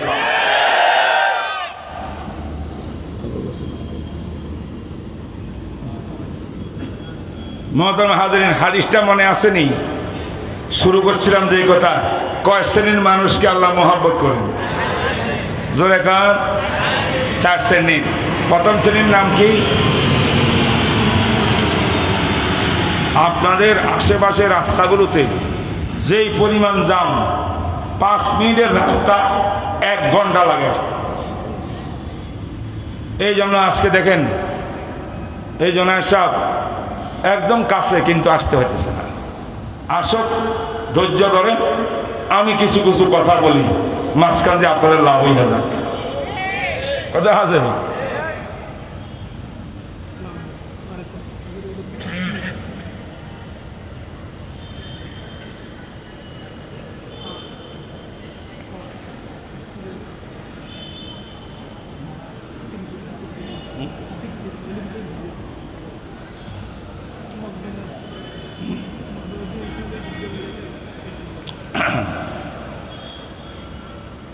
হাদিসটা শোনাবো, আমল করবেন। মোমেন মোমেনকে ভালোবাসবে না শত্রুতা রাখবে? একজন মোমেন আরেকজন মোমেনের সঙ্গে মহাব্বত থাকে কার জন্য? আল্লাহর জন্য। আল্লাহ যেই ব্যক্তি এরকম মহাব্বত করে তাদেরকে মহাব্বত করা আমি আল্লাহর উপরে ওয়াজিব হয়ে যায়। সুবহানাল্লাহ বলে। আমার ভাইরা, আল্লাহর নবী বলেন 2 নম্বর শ্রেণীর মানুষ হইল ওয়াল মুতাজালিসিন, যে মোমেন আরেকজন মোমেনের সঙ্গে উঠা বসা করে, একসঙ্গে বসে, আল্লাহকে পাওয়ার জন্য, আল্লাহকে খুশি করার জন্য বসে। সুবহানাল্লাহ বিহামদিহি। আল্লাহ পাক রাব্বুল আলামিন বলেন তাকে মোহাব্বত করা আমার উপরে ওয়াজিব হয়ে যায়। আজকে যে বসছেন এখানে, আমরা বসছি না, এটা হলো মুতাজালিসিন। আমার সামনে আপনারা বসছেন, আপনারা একটু নিচে বসছেন, আমি একটু উপরে বসছি সবার দেখার সুবিধার জন্য। এই হক্কানি আলেমের সঙ্গে উঠা বসা, আল্লাহ ওয়ালাদের সঙ্গে উঠা বসা যারা করে, আল্লাহকে পাওয়ার জন্য, দুনিয়ার কোনো স্বার্থের জন্য নয়। আল্লাহ পাক বলেন যারা উঠা বসা করে, মজলিস করে হক্কানি আলেম মোমেন মোমেনের সঙ্গে, তাদেরকে মোহাব্বত করে আমি আল্লাহর উপরে ওয়াজিব হয়ে যায়। কটা গেল? সাহাবায়ে কেরাম রাসূলের সঙ্গে উঠা বসা করতেন কি করতেন না? কথা বলেন না একটু? আমার ভাইরা, এক সাহাবী হযরতে আব্দুল্লাহ ইবনে যায়েদ ইবনে আব্দুর রাব্বিহি, তিনি নবীর সঙ্গে বসতেন, আর ক্লাসের মধ্যে মদিনা শরীফে বসিয়া অন্যদিকে না, শুধু রসুলের চেহারার দিকে তাকায় দেখতেন। বলেন সুবহানাল্লাহ। কার দিকে তাকাতেন? আপনারা আমার চেহারার দিকে তাকান, এদিক সেদিক তাকাইন না। জোনায়েদ আসলে আমার এখানে টেলিফোনে কথা আছে, আসতেছে, কথা বুঝেন? মনোযোগ সহ শুনেন, এই সময়টা লস না হবে। সাহাবায়ে কেরাম নবীজির দরবারে বসতেন, অনেকে আল্লাহ নবীর হাদিস পড়তেন, লিখতেন হাদিসগুলোকে, মনোযোগ শুধু নবীজির কথার উপরে। কে একজন সাহাবী, একজনে এক এক নাম বলছেন ওনার। একজনে বলছেন আব্দুল্লাহ ইবনে যায়েদ ইবনে আব্দুর রাব্বিহি, তিনি শুধু নবীজির চেহারার দিকে তাকাই থাকতেন। সুবহানাল্লাহ বলেন। আল্লাহর মাহবুব একদিন জিজ্ঞাসা করে, হে আমার সাহাবী আব্দুল্লাহ, তুমি আমার ক্লাসের মধ্যে আসি বসো, এলমি মজলিসের মধ্যে বসো, এলেমের কথা বলতে শুনে লিখতেও দেখি না, শুধু আমার চেহারার দিকে তাকায় থাকো কেন? হুজুর, আপনার সঙ্গে আমার এমন ভালোবাসা, মহব্বত আর প্রেম, আমি যখন আপনার মজলিস থেকে, বৈঠক থেকে ঘরে চলে যাই, তখন আমার আম্মায় খানা নিয়ে আসে, আমি খানা খাই না, খানা আমার যায় না। স্ত্রী বিছনায় ডাকে, বেডরুমে ডাকে, আমার ঘুম আসে না। আমি খালি চটপট চটপট করি, আমার নবীর কি অবস্থা, আমার নবী হেফাজতে আছে নাকি, নাকি ইহুদি বেঈমানরা নবীর উপরে হামলা আক্রমণ করলো, আমার নবী ঠিক মতো খানা খাইতে পারতেছে কিনা, কি আমার নবী ঠিক মতো ঘুমাতে পারতেছে কিনা।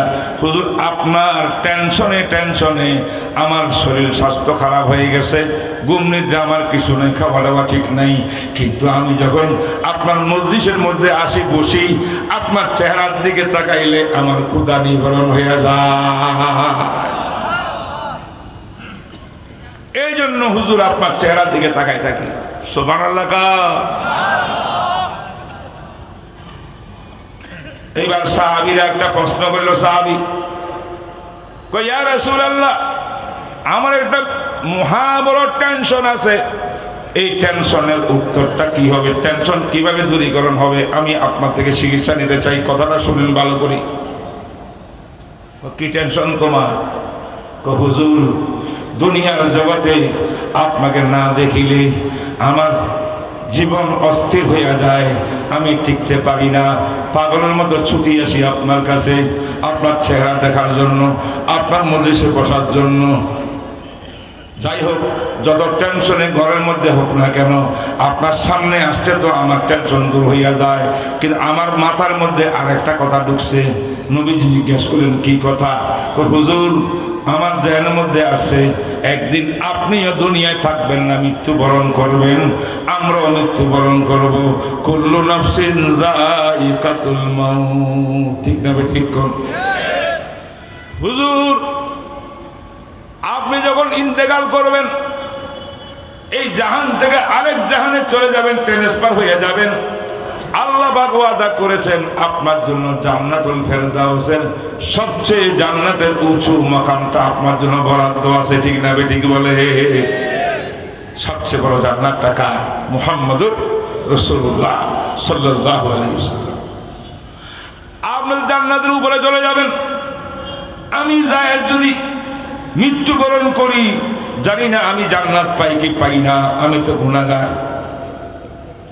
যদি সাহাবী হওয়ার উসিলায় আল্লাহ পাক মেহেরবানি খুশি করি আমাকে জান্নাত দিয়াও দেয়, তাহলে আমার জান্নাত পাবেন নরমাল জান্নাত নিচের, আপনার জান্নাত হবে অনেক উপরের। জান্নাতের মধ্যে গেলেও তো আপনার সঙ্গে আমার দেখা সাক্ষাৎ নাও হইতে পারে, তখন আমি জীবন কেমনে জান্নাতে বাঁচাবো? জান্নাতটা তো আমার জন্য অশান্তির কারণ হয়ে যাইতে পারে। কথা মনে বুঝেন না কেউ? আহা, জরুরি কথা বুঝে না, হাদিস বুঝে না কেউ। হাদিস মজা লাগে না নাকি? এই বিয়া মজা লাগে হাদিস? কোরআনের কথা মজা লাগে? আমি কি বুঝাইতেছি তখন? কোরআন থেকে হাদিস থেকে কথা বুঝাইতেছি। মুহতারাম হাজরিন, এই প্রশ্ন যখন করলো, আল্লাহ নবী নিজে আশ্চর্য হয়ে গেলেন, এই প্রশ্ন কি উত্তর দিবেন। কি ভাই প্রশ্ন আপনাদের মনে নাই? রসুল কোথায়? জান্নাতে ফেরদাউসে। আমি আল্লাহ জানি করি, তাহলে কেমনে কি হবে? কথা বলেন না, সমস্যা আছে না নাই? আল্লাহ রাব্বুল আলামিন আয়াতে কোরআনিয়া নাযিল করলেন। আল্লাহ নবীজি এই আশিক সাহাবীকে জবাব দেন, আমি জানি আপনার কাছে জবাব নাই, আপনি জানেন না, আমি আল্লাহ আপনাকে জানাই নাই, তাই আপনি জানেন না। বলেন সুবহানাল্লাহ। এবার কোরআন শরীফের একটি আয়াত নাযিল করলেন। আল্লাহ পাক বললেন, ওয়া মান ইউতিইল্লাহ ওয়ার রাসূলা ফাউলাইকা মা'আল্লাযীনা আন'আমাল্লাহু আলাইহিম মিনান নাবিয়্যিন ওয়াস-সিদ্দীকিন ওয়াশ-শুহাদা'i ওয়াস-সালিহিন ওয়া হাসুনা উলাইকা রাফীকা। আল্লাহু আকবার। আরো জোরে কি বলেন আল্লাহ? শোনেন ও ভাইরা, শোনেন, যারা জান্নাতে গিয়ে নবীকে দেখতে চান, কারা কারা? আল্লাহু আকবার, আল্লাহু আকবার। জান্নাত দোজখ से या रब क्या करूं, आरज़ू है मैं तुझे देखा करूं। জান্নাতের সবচেয়ে বড় নিয়ামত আল্লাহর দিদার, আল্লাহ সাক্ষাৎ। 2 নম্বর নিয়ামত হলো বিশ্ব নবীর সাক্ষাৎ। ঠিক না বেঠিক? আল্লাহ বললেন ওয়া মান ইউতিল্লাহ, যে কোন নারী, নর নারী, পুরুষ নারী আল্লাহ পাক রব্বুল আলামিনের বিধি বিধান মানি চলে, ওয়ার রাসূলা, রাসূলুল্লাহ সাল্লাল্লাহু আলাইহি ওয়াসাল্লামের তরিকা সুন্নাত মানিয়া চলে, এই দুই কাজ যার মধ্যে আছে, আমি আল্লাহ বলছি, আমি মৃত্যুর পরে আমার কথা যারা মানি চলবে, অনুকরণ করবে, আমার নবীকে অনুকরণ করবে, এই দুইটা কাজ যার মধ্যে থাকবে, উলাইকা মাআল্লাযিনা আনআমাল্লাহু আলাইহিম, এই লোকগুলোকে আমি জান্নাতের ভিতরে এমন বড় বড় নিয়ামত দেব। এক নিয়ামত হলো যাদের উপরে আমি নিয়ামত দিয়েছিলাম, এক নম্বর শ্রেণীর নাম আম্বিয়া কেরাম, দুই নম্বর হলো সিদ্দিকিনে কেরাম, তিন নম্বর হলো শহীদগণ, চার নম্বর হলো আল্লাহর ওলিগণ। আমি ওই মোমেন মোমেনাকে জান্নাতের ভিতরে নবীদের সঙ্গে সাক্ষাৎ দেওয়াবো, সিদ্দিকের সঙ্গে সাক্ষাৎ দেওয়াবো, শহীদগণের সঙ্গে সাক্ষাৎ দেওয়াবো, আল্লাহর ওলিগণের সঙ্গে জান্নাতে সাক্ষাতের ব্যবস্থা করব। কারা কারা বেহেশতের মধ্যে নবীকে দেখবেন? আল্লাহ আল্লাহ বলছেন না, আল্লাহ কি বলছেন? কারা দেখবেন? শর্ত কয়টা? দুইটা, বলে না কয়টা? ওয়া মান ইউতিল্লাহ মানে কি? আল্লাহর কথা মেনে চলে। আল্লাহ বলছেন নামাজ পড়তে নামাজ পড়ে, আল্লাহ বলছেন যাকাত দিতে যাকাত দে, আল্লাহ বলছেন সুদ খাওয়া যাবে না, হারাম হয়ে খায় না, ঘুষ খাওয়া যাবে না, হারাম সে করে না, জেনা করা যাবে না, হারাম সে করে না, কোনো গুনাহ করে না, কোনো গুনাহ করে না, আল্লাহ পাকের বিধান মানিয়া চলে। মাইয়ুতিল্লাহ, দুই নম্বর ওয়ার রাসূলা, আমার রাসূলের তরিকা মানিয়া চলে, রাসূলের তরিকার বাইরে কিচ্ছু করে না, সমস্ত আমলগুলো নবীর তরিকায় করে, মন মতো করে না, নবীর তরিকায় করে। এই দুই কাজ যার মধ্যে পাওয়া যাবে, অবশ্য সে জান্নাতে যাবে। জান্নাত বেহেশতের মধ্যে নবীর জিয়ারত হবে, শহীদের জিয়ারত হবে, সিদ্দিকের জিয়ারত হবে, আল্লাহর ওলিগণের জিয়ারত হবে। সুবহানাল্লাহ। উলামায়ে কেরাম বলছেন বেহেশতের ভিতরে উম্মতের সাথে নবীর সাক্ষাৎ কেমন করি হবে? জান্নাত কি একটা হয়ে যাবে নাকি? নবী যেখানে উম্মত সেখানে? না, কেমনে হবে? যদি সত্যিকার অর্থে আল্লাহর বিধিবিধান পালন করতে পারে, নবীর তরিকার উপরে, সুন্নাতের উপরে জীবন চালাতে পারে, যখন যখন ইচ্ছা করবে আল্লাহ পাক রসুলের মাঝে, ওই উম্মতের মাঝে, বেহেশতের মাঝখান দিয়া সব আটগুলো খুলে দিয়া নবীর সঙ্গে জিয়ারত মুহূর্তের মধ্যে করাই দিবে।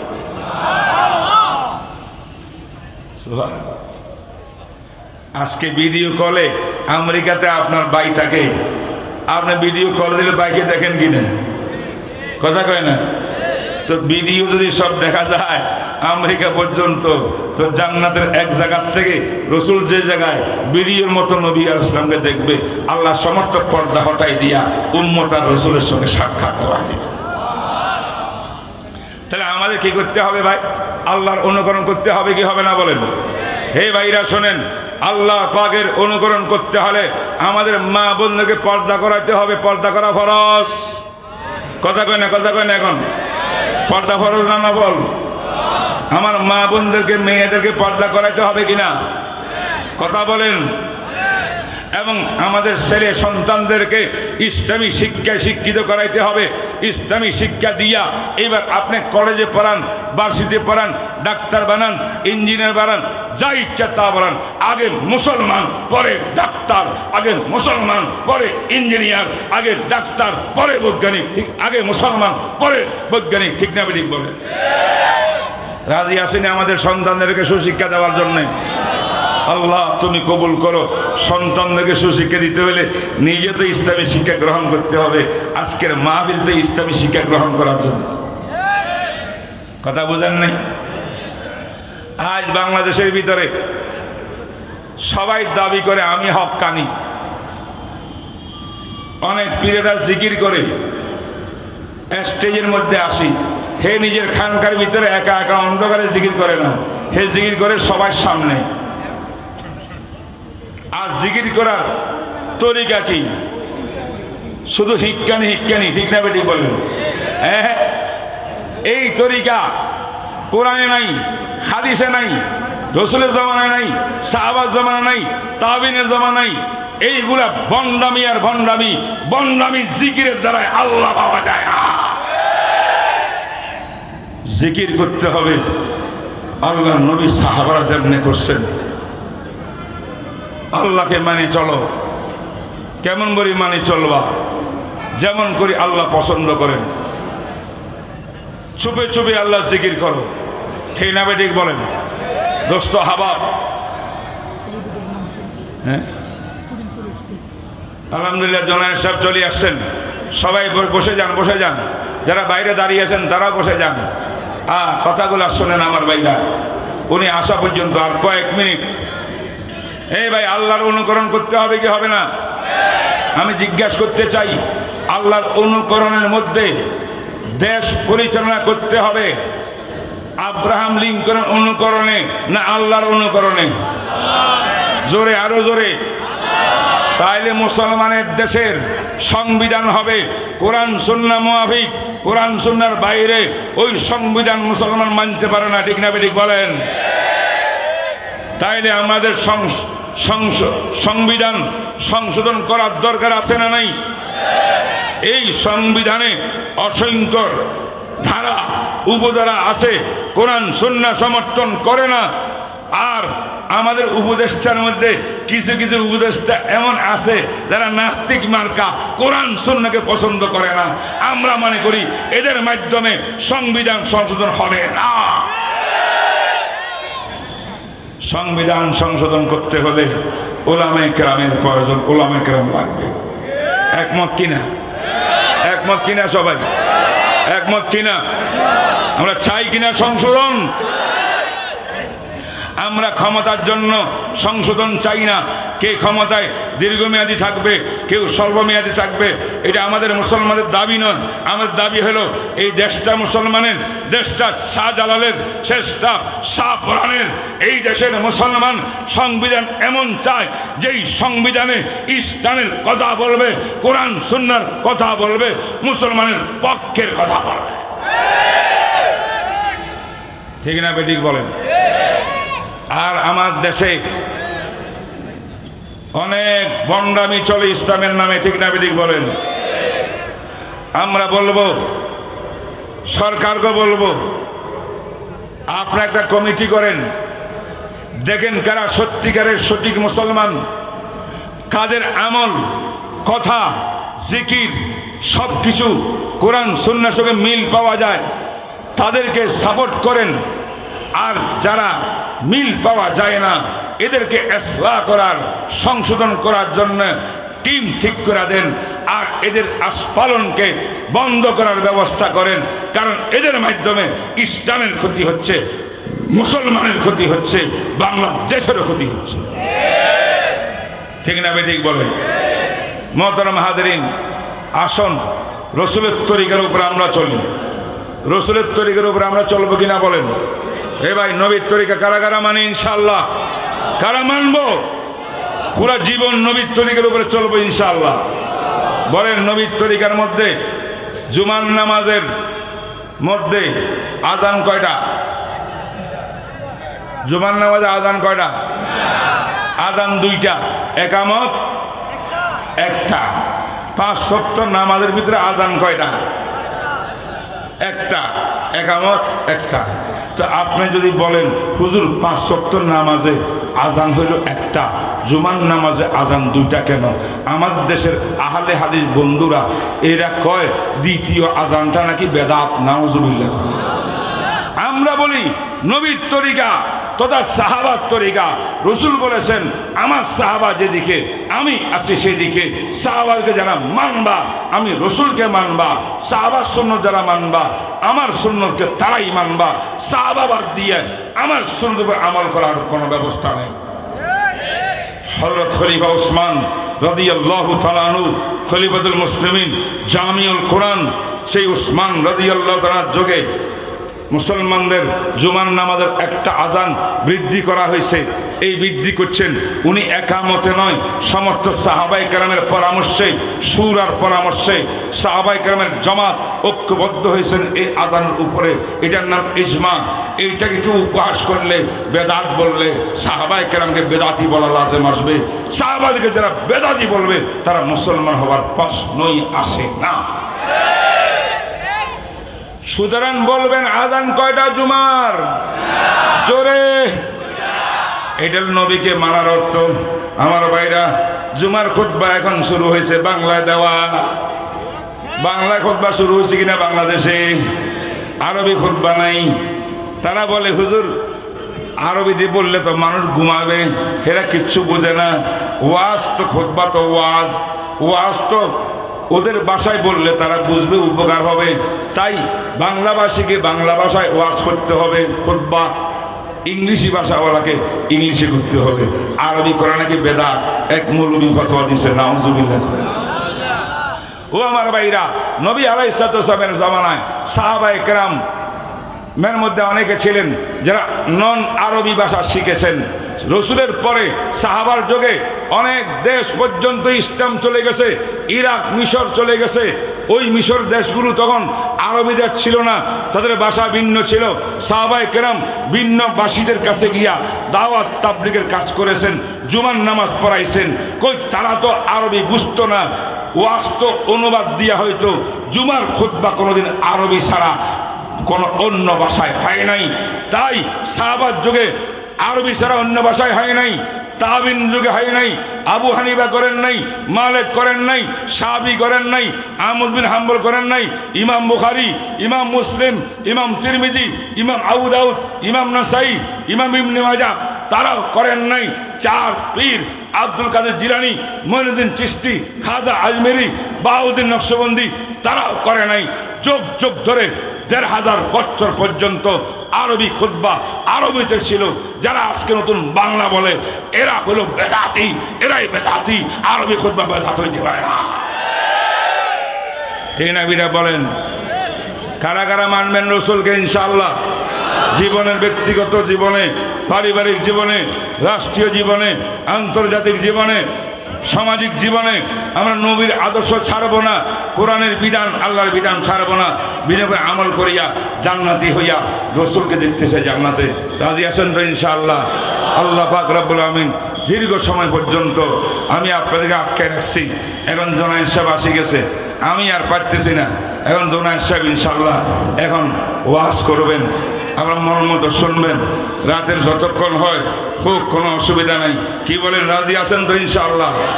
আল্লাহ পাক রব্বুল আলামিন যা কিছু বললাম আমাকে আপনাদের সবাইকে আমল করার তৌফিক দান করো ইনশাআল্লাহ।